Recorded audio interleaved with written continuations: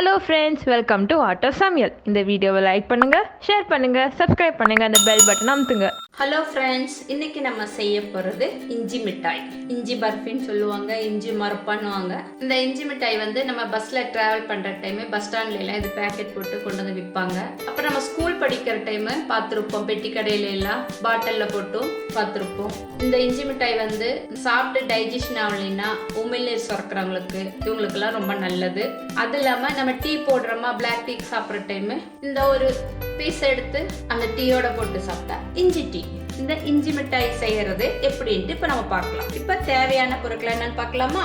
இஞ்சி 100 கிராம். இஞ்சி 100 கிராம்னா சர்க்கரை 200 கிராம்ல இருந்து 250 கிராம் எடுத்துக்கலாம். சர்க்கரை 200 கிராம். இதுவே ஒயிட் சுகர் வேண்டாம்னு நினைக்கிறவங்க வெல்லம் போட்டு பண்ணலாம். நமக்கு இனிப்பு ஜாஸ்தி வேணும்னா அதுக்கு தகுந்த மாதிரி எடுத்துக்கலாம். ஏலக்காய் பொடி 1 டீஸ்பூன், நெய் தேவைக்கேற்ப. ஃபர்ஸ்ட் நம்ம இந்த இஞ்சியை வந்து ஒரு மிக்ஸி ஜார்ல போட்டு பல்ஸ்ல திருகிட்டு வந்துடலாம். அதுக்கு ரெடி பண்ணலாம். ஒரு மிக்ஸி ஜார் எடுத்துக்கலாம். அதுல நம்ம இந்த தோல் சீவி கழுவி கிளீன் பண்ணி வச்சிருக்கோம் இல்லையா, இந்த இஞ்சியை இதுல போட்டுடலாம். இதை வந்து ரொம்ப நைஸா அரையக்கூடாது, பல்ஸ்ல கொரகொரப்பா அரைச்சிட்டு வந்துடலாம். தண்ணி எதுவும் ஊற்றக்கூடாது, இஞ்சி மட்டும் போட்டு அரைச்சிட்டு வரணும்.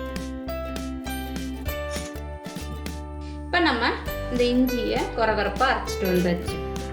பாருங்க, இந்த மாதிரி இருக்கணும் கொரகொரப்பா. இஞ்சி அரைச்சாச்சு. அடுத்து பாகு காய்ச்சணும், அதுக்கு ரெடி பண்ணலாம். இப்போ பாகு காய்ச்சறதுக்கு ஒரு பாத்திரம் எடுத்துக்கலாம். அடுப்பத்தை வச்சுட்டு நம்ம எடுத்து வச்ச சர்க்கரையை இந்த பாத்திரத்துல போட்டுக்கலாம்.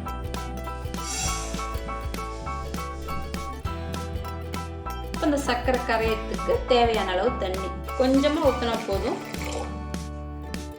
இப்போ இதை நல்லா மிக்ஸ் பண்ணி விடுங்க. இந்த சர்க்கரை ஃபுல்லா கரையணும். உங்களுக்கு வெள்ளை சர்க்கரை வேண்டாம் அப்படின்னா வெல்லமும் போட்டுக்கலாம், கருப்பட்டி போட்டுக்கலாம். சேம் அளவு இஞ்சி 100 கிராம் எடுத்தீங்கன்னா டபுளா சர்க்கரை இல்லைன்னா வெல்லம் எது வேணுமோ அதை எடுத்துக்கலாம். இல்லை இனிப்பு இன்னும் கொஞ்சம் ஜாஸ்தியாக வேணும்னா அதுக்கு தகுந்த மாதிரி சர்க்கரை அளவை கூட்டிக்கலாம். இந்த சர்க்கரை நல்லா மெல்ட் ஆயிட்டு இருக்கு.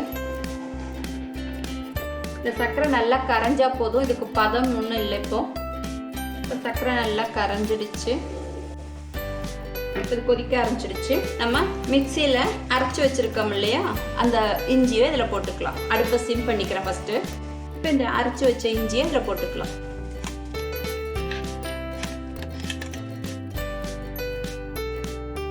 இந்த அரைச்ச இஞ்சியை போட்டாச்சு, நல்லா கலக்கி விடுங்க.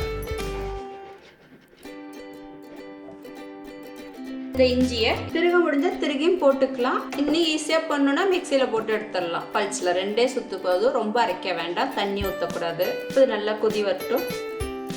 இப்போ நல்லா கொதிக்க ஆரம்பிச்சிடுச்சு. இப்போ அடுப்பை மீடியத்தில் வச்சுட்டு அப்பப்போ இதை கலக்கி விட்டுக்கிட்டே இருங்க.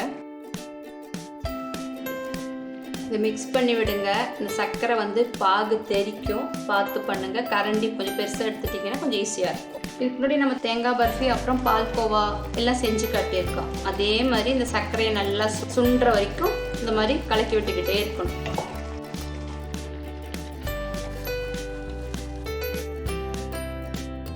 இந்த பாகு பதம் கரெக்டாக இருக்கான்னு பார்க்கறதுக்கு ஒரு தட்டில் தண்ணி எடுத்துக்கலாம். அதில் இதை கொஞ்சமாக ஒரு ட்ராப் இதில் ஊற்றிக்கலாம். ஊற்றுனீங்கன்னா இது வந்து கரைஞ்சி போகக்கூடாது. இப்போ பாருங்கள், நம்ம இது மெல்லமாக அப்படியே பண்ணி பார்க்குற டைம் உருண்டு வரணும். இன்னும் கொஞ்சம் நேரம் ஆகும். நமக்கு இந்த மாதிரி இருக்கக்கூடாது, இன்னும் கொஞ்ச நேரம் அப்படியே இருக்கும். இந்த ஓரம்லாம் நல்லா அப்படியே தொடச்சி இது பண்ணிவிடுங்க. சர்க்கரையெல்லாம் பாருங்கள் ஓரத்தில் ஒட்டிகிட்டு இருக்கு. இன்னொரு 5 நிமிஷம் அவ்வளோதான், ரெடி ஆகிடும். பாருங்க, இப்போ இது ரெடி ஆயிடுச்சு. நம்ம இதை ஒரு தட்டில் ஊற்றலாம்.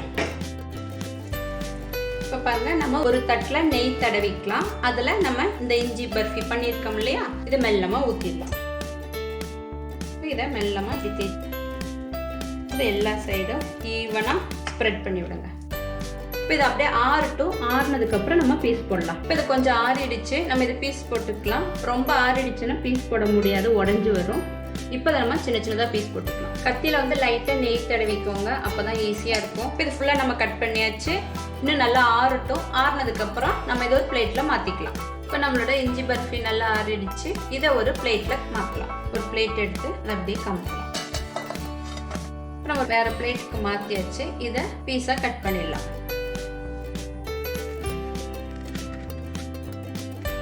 பாருங்கள் நம்மளோட இஞ்சி பர்ஃபி பீஸ் இது நல்லா சாஃப்டாகவும் இருக்குது பாருங்கள். இப்படி உடைக்கிற டைம்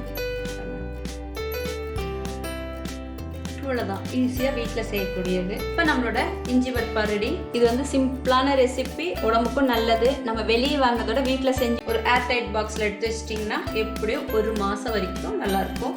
இந்த மாதிரி நீங்களும் இஞ்சி பர்ஃபி செஞ்சு பார்த்து சாப்பிட்டுட்டு உங்களோட கமெண்ட்டை எங்களுக்கு சொல்லுங்கள். அடுத்த வீடியோவில் பார்க்கலாம்.